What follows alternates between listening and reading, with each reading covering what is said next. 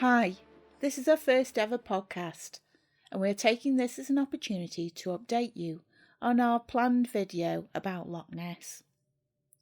If you're a regular visitor to my website, which is www.angelablythe.com, you'll get most of this information on there, but with some lovely pictures as a bonus.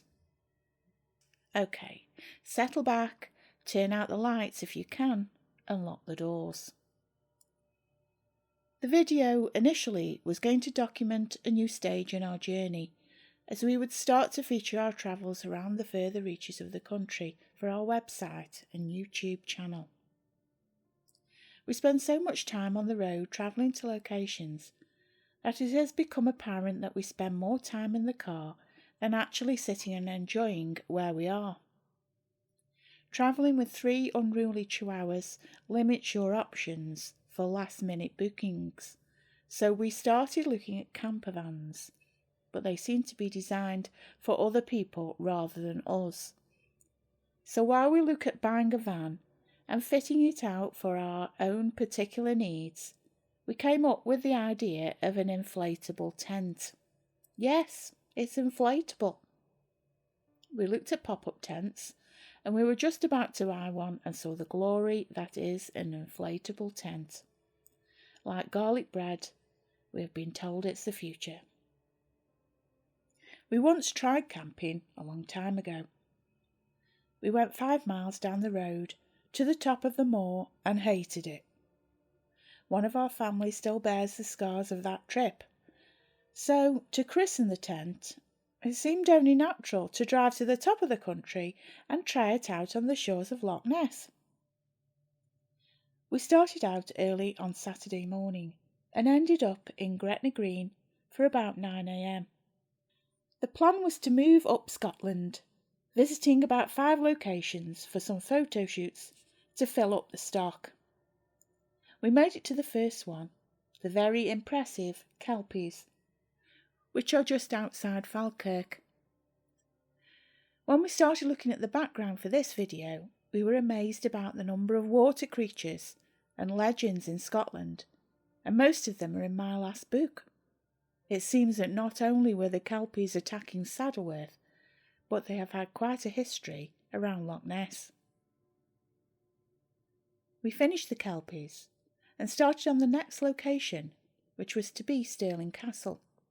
But we began to notice the sky getting more threatening. And with the light going, we decided to push further north in the hope of the weather clearing up. That was the first warning we didn't pay attention to. The plan was to drive up the loch with a camera on the roof and pitch up the tent while waving happily to our new neighbours. Then do a quick movie showing how easy it all was, while toasting marshmallows. Instead, it was like a scene from the first Jurassic Park movie where the storm hit. We had no choice, as there was no way we were going to do another 8-hour drive back, and as we say, 3 chihuahuas don't make it easy for you to pop into a bed and breakfast. So we experienced just how easy it is to put up an inflatable tent in a storm. To be honest, it wasn't that bad, and we managed it in about 20 minutes.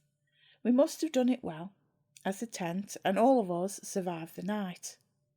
To be honest, we still have a few kinks to iron out around the cooking, dogs hogging the sleeping bags, and probably a bed that doesn't make you feel like you're going to fall off and squash a dog if you move.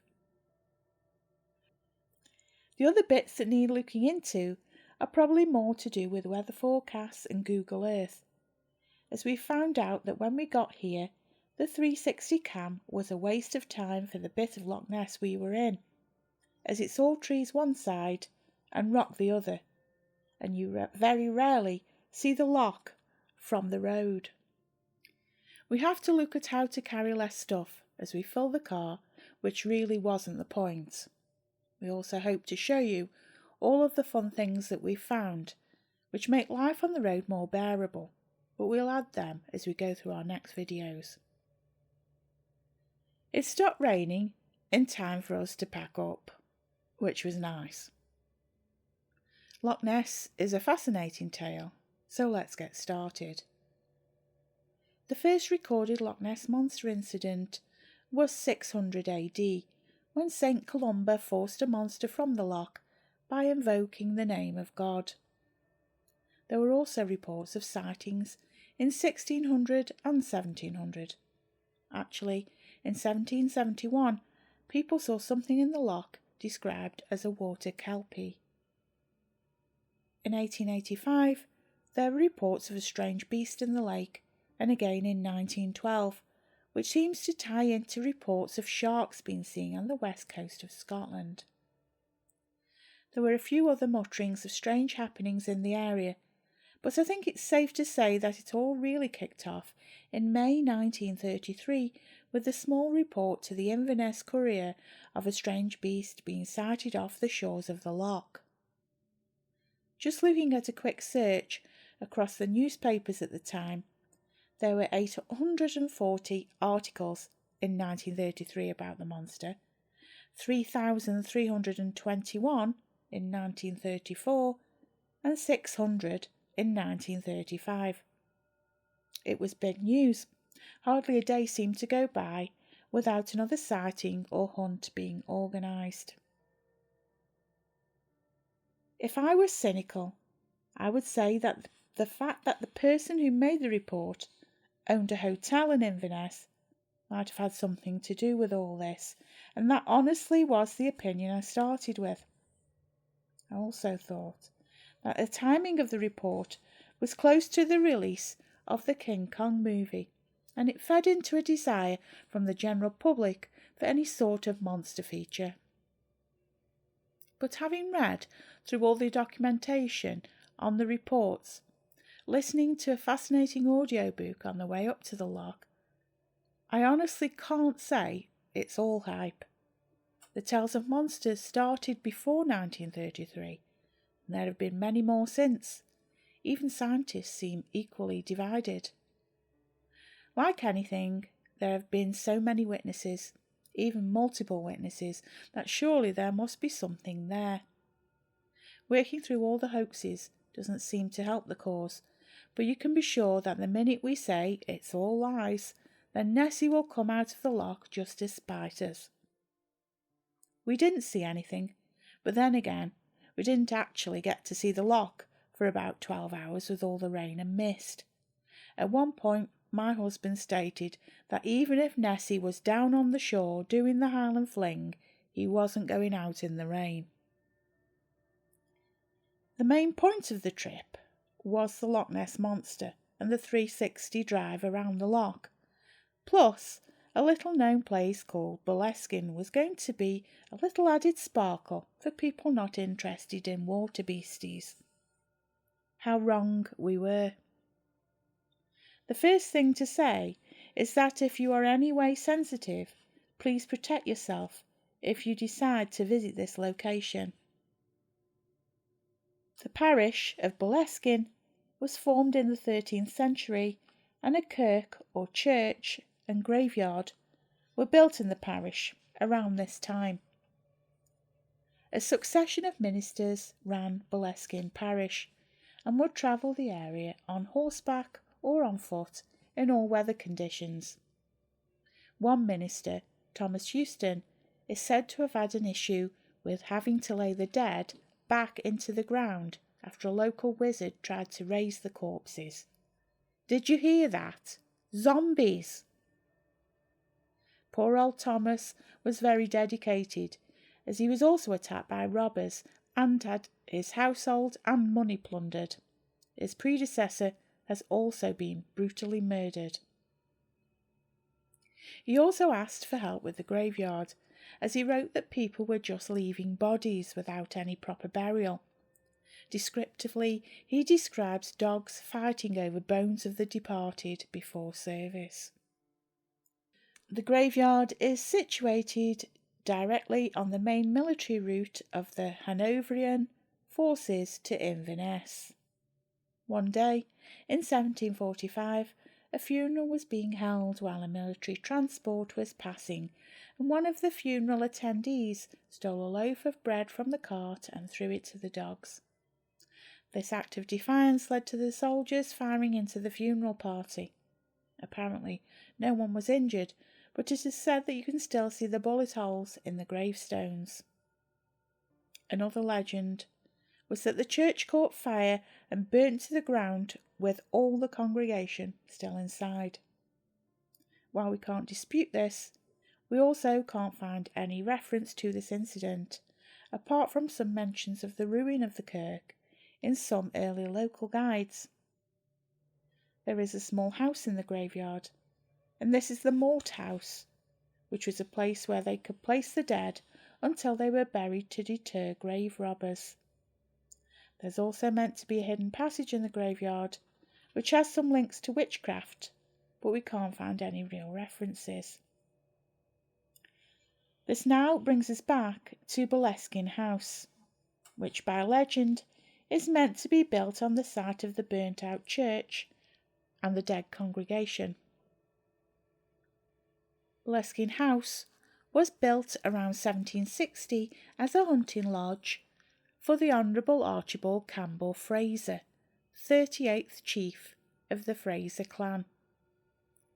Archie was the third son of Simon Fraser of Lovat, who was beheaded at the Tower of London, aged 80 years, on the 9th of April 1747, for supporting the Jacobite rebellion. He was the last man to be executed in this manner in Britain. The house remained in the Fraser family until 1899, when it was bought by the great beast himself, Alistair Crowley. Yes, Alistair Crowley. The story is that Crowley was looking for a magical house to perform the sacred magic of Abramelin the mage. His requirements for the house were that it was secluded, have a north opening door from an oratory room, and a terrace that could be covered with fine river sand. This would create a lodge where the spirits could congregate. Now I'm sure that lots of houses would meet those requirements, and after seeing what was left of it, we were curious as to why Crowley would choose this house, especially paying twice the asking price. However, Crowley's diary mentions that he knew Boleskine was already the centre of 1,000 legends, and that even before he arrived, there was a fine crop of the regular Highland superstitions. One of them seemed to be the fact that the house was haunted by the rolling head of Simon Fraser. Many myths have developed around the house from the time of Crowley's ownership, which include a local butcher cutting off his own hand with a cleaver and dying after receiving a note from Crowley with a spell hidden on the reverse. During the ceremony, it is rumoured that Crowley stopped the ritual halfway through and supposedly left without dispelling the 12 kings and dukes of hell that he had summoned. Crowley himself, never one to admit a mistake, this time conceded that the ritual he had performed at Boleskine House had gotten out of hand. Again, from my perspective, even my husband knows to close things down. It's the first thing you are taught if you are just doing Reiki. I find the suggestion that the great beast just forgot a wee bit flimsy. Crowley's lodgekeeper, a total abstainer for 20 years, became raving drunk for 3 days and tried to kill his wife and children. That is my first Shining reference. Crowley asked 3 Golden Dawn members to assist him. One refused to go to the house. One came, but mysteriously left without saying goodbye to anyone. And the third began to display symptoms of panic and strange fears, stating that there were presences in the place of an evil nature, and left. All of Crowley's dogs died, and his servants started becoming ill. All of Crowley's dogs died, and his servants started becoming ill. Crowley tried to combat this by using rituals as he thought he was under attack from another magician. The house was then swarmed by a plague of beetles, which reportedly no expert was able to identify. Next, a workman who was at the house putting in central heating suddenly became maniacal and attacked Crowley's wife and had to be bundled into a cellar until the police arrived. Another of Crowley's servants suffered at the hands of the Boleskine demons when his 10-year-old daughter died suddenly at her desk at school, and 1 year later his 15-month-old son died of convulsions on his mother's knee. Boleskine was eventually sold with some of Crowley's belongings on Friday the 12th of July 1918 for £2,500. The house was eventually acquired by retired Army Major Edward Eric Grant and his wife Nancy. On Tuesday the 8th of November 1960, he blew his own head off with a shotgun in Crowley's bedroom. There's a BBC documentary which has a bizarre interview with the housekeeper who found the body, laughing about giving a part of the Major's skull to his dog as a toy by mistake. The House is Evil wasn't finished yet. It was part of the largest post-war scandal of our time, which somehow seems to also be the least reported. Boleskine was to be turned into a piggery. The British actor George Sanders bought Boleskine with his business partner Dennis Lorraine, and they planned to build a pig farm on the property. The venture failed, and Dennis Lorraine was sent to prison for fraud. This scandal touched loads of famous people, and there are reports that at the time it was as big a scandal as the Profumo affair. Apart from Wikipedia getting George Raft and George Sanders mixed up, there are some fascinating aspects to this part of the Boleskine story. The house was chosen by Lorraine's estranged wife, who felt compelled to own it after meeting a relative of the Major in a book written by her son. The secret passageway between the house and the graveyard was confirmed, as he used to play in it.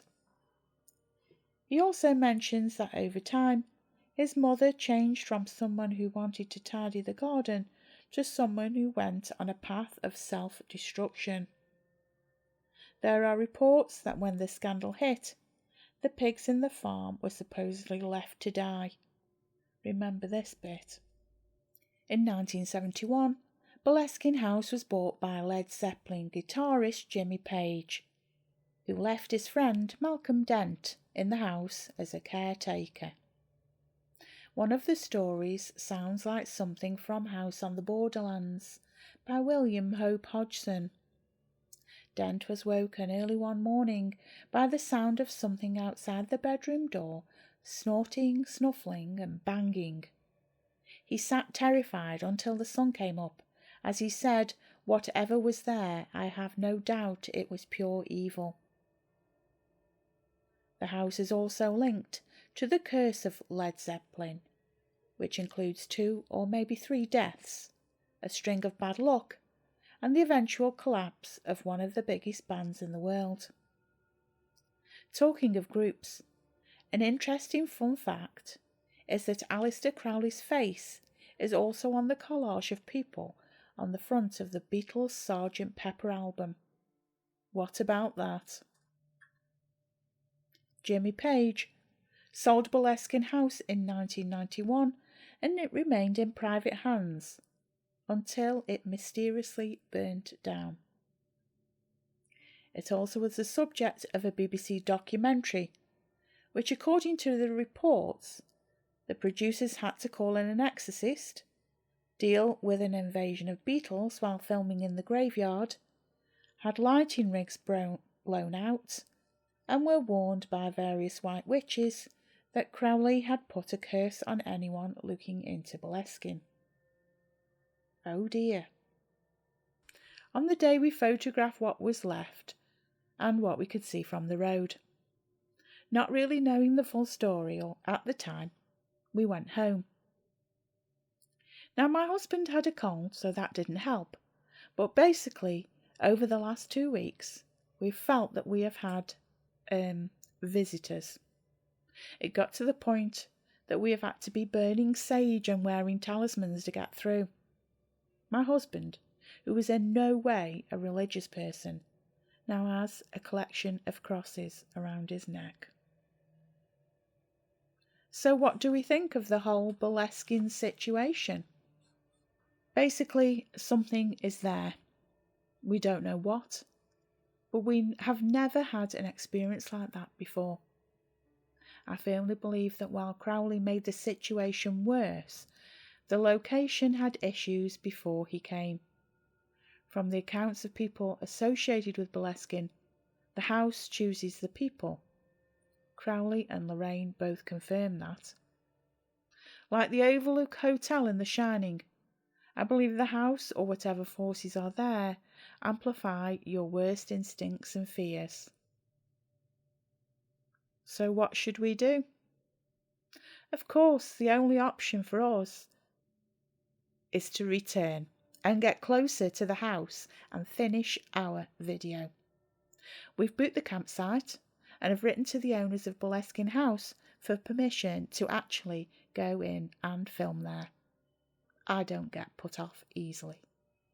So if I don't make another post, then you know the 12 Dukes of Hell, or whatever it is, have got to us. See you soon, mateys.